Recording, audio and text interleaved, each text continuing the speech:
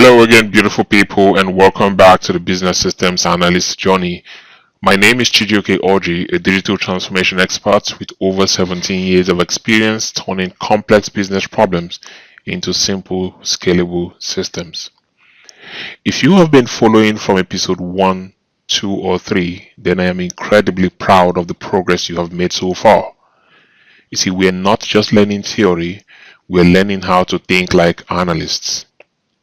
Before we continue, I would like to share something personal with you. Earlier today, I walked into my bathroom and picked up 2 toothbrushes.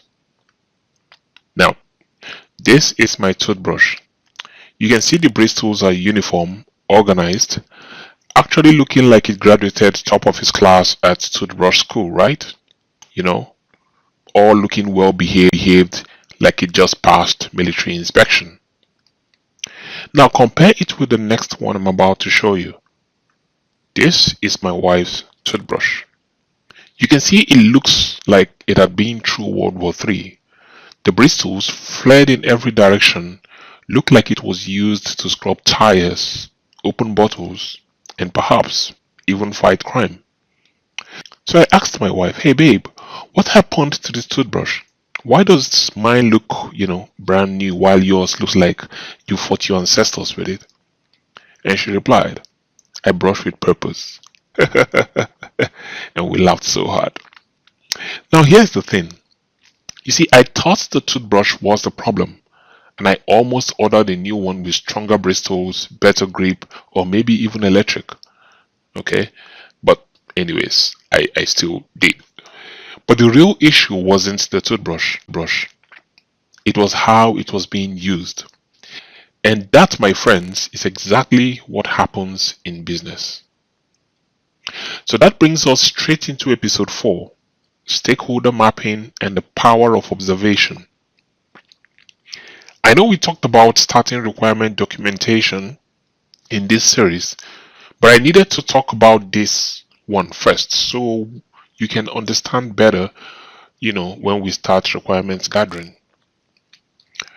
Now, just like my wife's toothbrush, before you suggest a new system or throw technology as a source of a problem, you need to watch, listen, and observe what's really going on.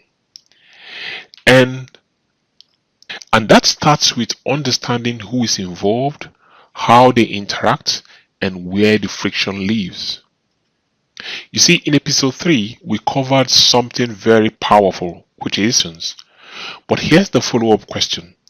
How do you ask the right questions about a system if you don't even understand how that system works? And more importantly, how do you identify the right people to talk to when a business process is owned by so many different people? That's what today's episode is all about.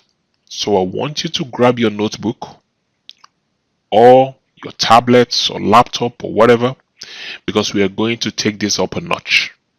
So today we're going to learn how to identify and understand stakeholders, how to observe a process like a detective, and how to start creating your first stakeholder map and why it is gold. So first things first, what does a stakeholder really mean? Let's break it down in simple language. A stakeholder is anyone who is affected by or can influence the outcome of a project, process, or system.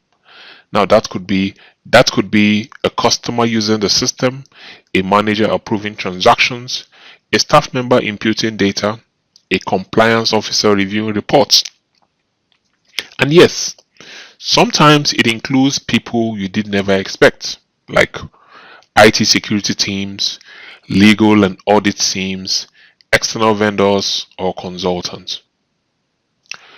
So how does the BSA navigate all that? Well, he does that with a simple tool called stakeholder mapping.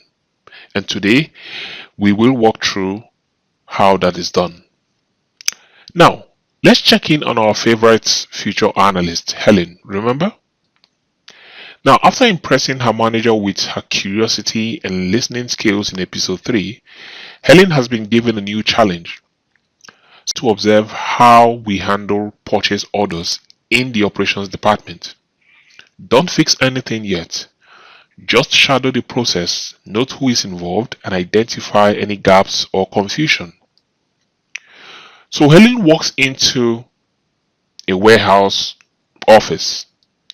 People are moving fast, everyone's busy, there are emails flying up and down, verbal approvals here and there, some paper forms, and a clunky old system that no one seems to understand.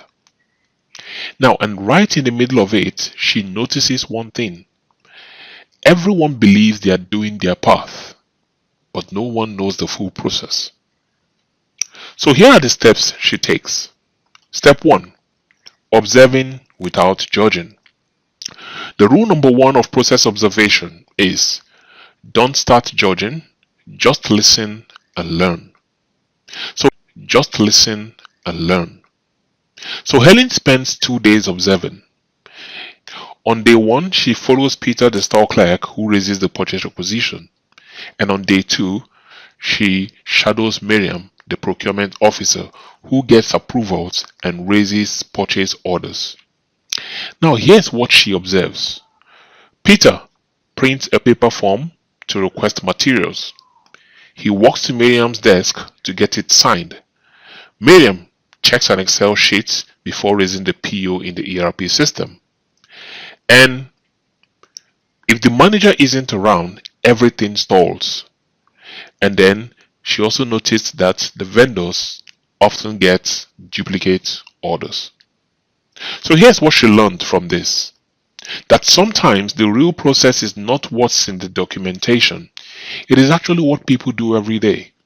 You see, as a BSA, what we call the assist and the to be. Okay, so the assist is presently the way it is done, which is what she just saw right now, and then the to be or the future state is the way it's going to be when the fix has been applied. Step 2, identifying the stakeholders. So the next thing is Helen builds her stakeholder map. She asks herself, who is involved in this purchase to pay process? So that is like the end-to-end for purchasing. And she also writes them down. The first person is Peter. The second one is Miriam. Then there's Mr. Day. There's the IT support. There's finance officer. There's the vendor. And you can see their various roles on the screen. She groups them by doers, influencers, supporters, and external vendors. The doers are the people who execute the process. The influencers are those who affect the timing and the decisions. So the doers will be your Peter and your Miriam. Your influencers will be Mr. Ade and finance. Then you have the supporters. Those are the people who provide the tools or the systems. Talk about the IT systems. And then you also have the external stakeholders, which is the vendor. Now, what does she learn in this stage or at this stage?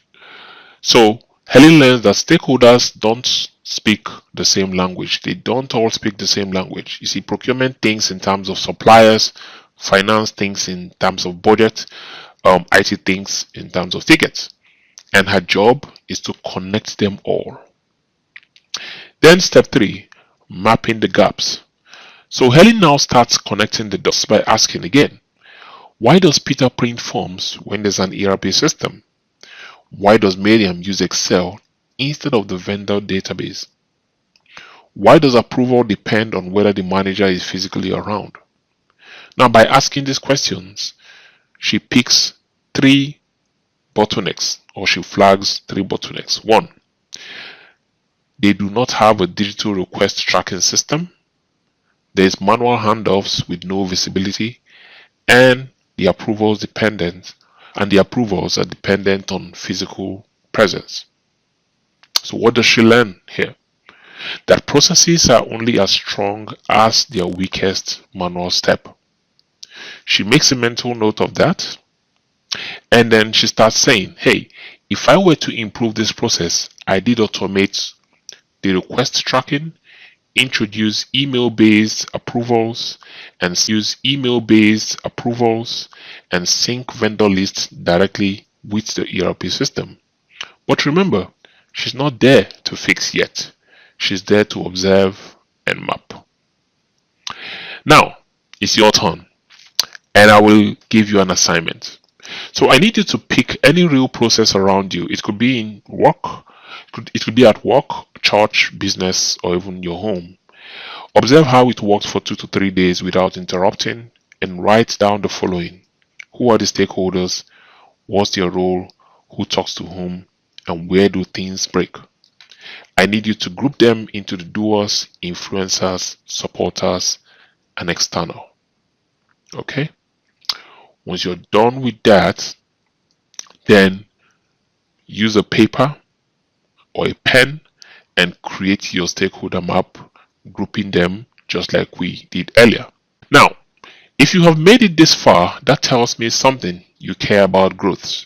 So do me a favor, click subscribe right now, not for me, but for the 1 million people we're trying to help get into tech. Each subscriber helps us reach another Helen or someone like you who just needs the right roadmap. So let's grow this impact together. So what's next? The process document. Now, Helen now has a clear understanding of the process, and she also has a stakeholder map and also an idea of where the problems are. But how does she communicate all these to leadership or to IT? You see, that's what we will cover next in episode 5. We will teach you how to document the sales process, what a process diagram looks like, and how to visually present your insights as a beginner BSA. It is going to be BSA. It is going to be practical, visual, and powerful.